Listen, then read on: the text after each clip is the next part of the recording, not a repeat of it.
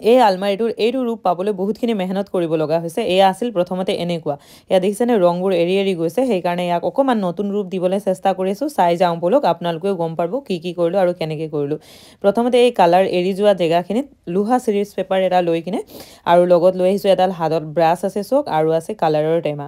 এতিয়া প্ৰথমতে এই যিখিনি কালাৰ এৰি গৈছে সেইখিনি জেগাখিনিত মই চিৰিজ পেপাৰটো মাৰি লৈ ধুনীয়াকৈ মিহি কৰি ল'ম। মিহি কৰি ল'ব লাগিব। তাৰপিছত আকৌ মই তিতা কাপোৰ এখন লৈ হাতত এয়া মুচি দিছোঁ আৰু মুচি ধুনীয়াকৈ তাৰপিছত এৰি দিছোঁ। অকণমান টাইম শুকাই গ'ল। এতিয়া মই ইয়াৰ ওপৰত এতিয়া ৰং কৰিম, সেইকাৰণে ৰঙৰ টেমাটো খুলি লৈ বহুত দেৰি গুলিছোঁ, তেতিয়াহে বগা কালাৰটো আহে, নহ'লে ইয়াৰ কালাৰটো বেলেগ হৈ থাকে। তাৰপিছত 1 কোট নহয়, প্ৰথমতে 2 কোট কালাৰ মাৰি ল'ব লাগিব। কালাৰ মাৰি শুকাই গ'ল, বহুত দিনৰ পিছৰ কথা। তাৰপিছত আকৌ এয়া আজি ভাইটি আহিছিলে, সেইকাৰণে ইয়াত যি হেণ্ডেল বা লক যিবিলাক লাগি আছে গোটেইখিনি খুলি ল'ব লাগিব। আৰু এয়া দেখিছেনে কালাৰটো এয়া এটা ৱালপেপাৰ লগাম আৰু ভাইটিয়ে এইফালে খুলি আছে পূৰা। মই ভিডিঅ' কৰি আছোঁ, অকলে কৰিব নোৱাৰি, সেইকাৰণে ভাইটি থাকোঁতে দুইটাই কৰোঁ বুলি এয়া ধৰিছোঁ। আৰু প্ৰথমতে চব গোটেইখিনি বস্তু খুলি মেলি হৈ গ'ল বাহিৰত যি আছিলে। আৰু তাৰপিছত এতিয়া ধুনীয়াকৈ ধূলি মাকতি যি লাগি আছে গোটেই মুচি লৈছোঁ। এয়া দেখিছেনে কালাৰবোৰ কৰোঁতে কেনেকুৱা হৈ আছে। আৰু এতিয়া ইয়াত চাব কেনেকুৱা হ'ব।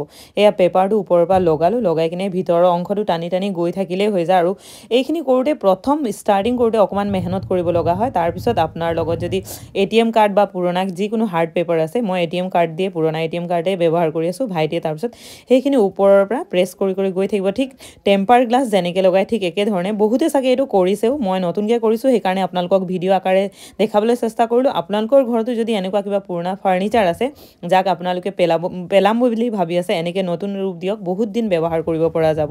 এয়া চাওক কৰি হৈ গ'ল। তাৰপিছত ওপৰৰ পৰা তললৈ এনেকৈ আহি আছে। চিধা হয় পেপাৰটো, যিহেতু লগাবলৈ ইমান বেছি অসুবিধা নহয়। লাষ্টত যিবিলাক অংশত জইন থাকে, আদাৰৱাইজ ওখ চাপৰ বা ফ্ৰেম নিচিনা থাকে, সেইবিলাক অংশখিনি ধুনীয়াকৈ লগাই ল'ব। অকণমান মেহনত কৰিব লাগে। ফ্ৰণ্ট ছাইড হৈ গ'ল সম্পূৰ্ণ। এতিয়া আৰু ছাইডলৈ আহিছোঁ। এয়া ভাইটিয়ে কাৰ্ডখনেদি ভাইটিয়ে ক'লে যে কাপোৰেৰে বেছি সুবিধা হ'ব বুলি। তাৰপিছত আকৌ আধা হৈ গৈছিলে, আধাত আকৌ জুখি মেলি এতিয়া ধুনীয়াকৈ পিছফালে জুখি স্কেল লৈ আঁচ টানি তাৰপিছত কাটি ল'ম। এইটো কাটি কিনে মিলাই ল'লে কি হয়, আপোনাৰ বস্তুটো একদম ধুনীয়া মিলে আৰু কোনো ধৰণৰ গম নাপায় যে তাত ক'ৰবাত ওখ চাপৰ বা ইয়াত জইন আছে। ইমান ধুনীয়া মানে বস্তুটো হৈ উঠে। এয়া চব কাটি আছোঁ। এতিয়া কাটি কিনে এইফালে হৈ গ'ল পূৰা সম্পূৰ্ণ। এতিয়া ইয়াত যোনখন আইনা আছিল আৰু হেণ্ডেলটো চেঞ্জ কৰিম বুলি ভাবিছোঁ। এটা হেণ্ডেল অলৰেডি বেয়া হৈ গৈছে, এটাহে আছে।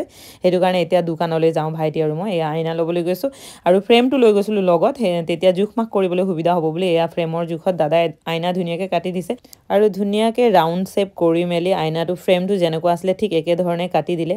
আৰু এই আইনা কাটা চাই ইমান ভাল লাগে জানো, ইমান সৰু বস্তুটোৱে ধুনীয়াকৈ কাটি পেলাই আইনাডোখৰ আৰু লৈ আহিলোঁ ঘৰলৈ। তাৰপিছত খুলি পেলালোঁ, ফ্ৰেমটোত বগা লাগি আছে। এইটোত আকৌ কালাৰ কৰিব লাগিব।